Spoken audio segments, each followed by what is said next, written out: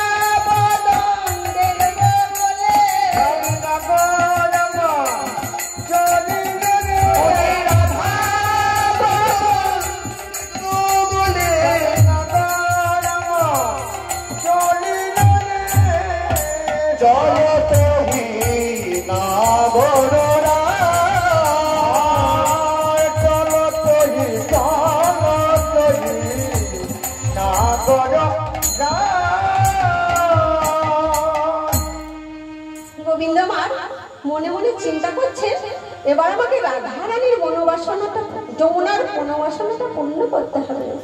আজ কোন মনোবাসনার কথা বলছি গো?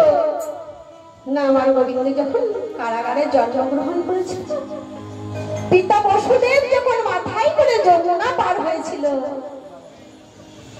যমুনা তখন গোবিন্দের চরণ পাওয়ার জন্য উথাল পাথাল করেছিল আর বলেছিল তোমার চরণ আমাকে দাও। তখন গোবিন্দ তখন বলেছিল যমুনা, যমুনা, ও যমুনা, আজ তুমি আমাকে ছেড়ে দাও, একদিন আমি তোমার মনোবাসনা পূর্ণ করবো। কোন দিন জানো?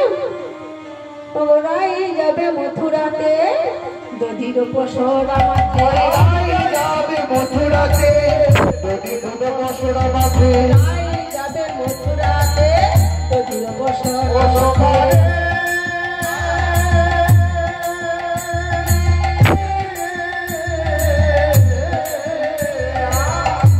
যাবে মথুরাতে, দধির উপসর আমাকে যাবে মথুরাতে, দধির উপসর আমাকে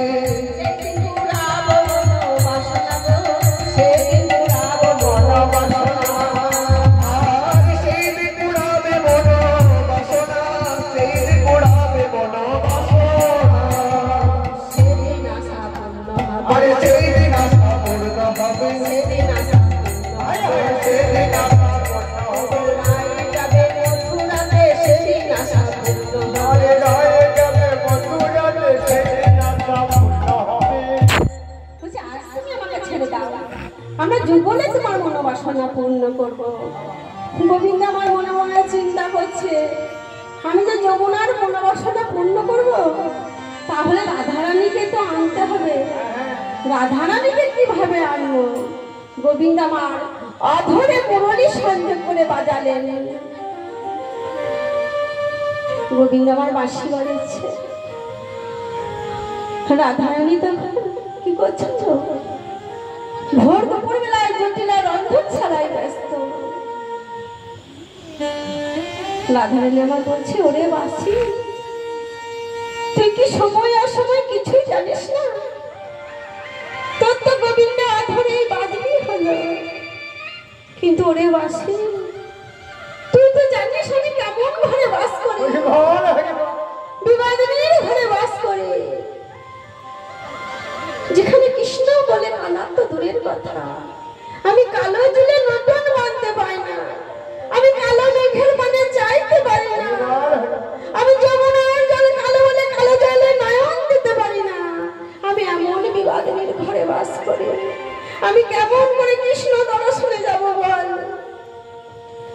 এই বলে রাধারানী আমার বসে বসে কাঁদছে। যোগমায়া যোগাসনে বসে আর থাকতে পারছে না, মনে মনে চিন্তা করছে এবার আমাকে রাধারানীর কাছে যেতে হবে। যোগমায়া বৃদ্ধা হাতে একটি জ্যোষ্ঠী লয়ে চলে যাচ্ছে। যে বলছে রাধে রাধে, যেই না দেখেছে অমনি রাধারানী নিজের অঞ্চল দিয়ে চোখের জল মুছছে আর বলছে, কি বলছে গো, এসো এসো বড়িমা, আনন্দে আর সীমানা। এসো এসো বড়িমা,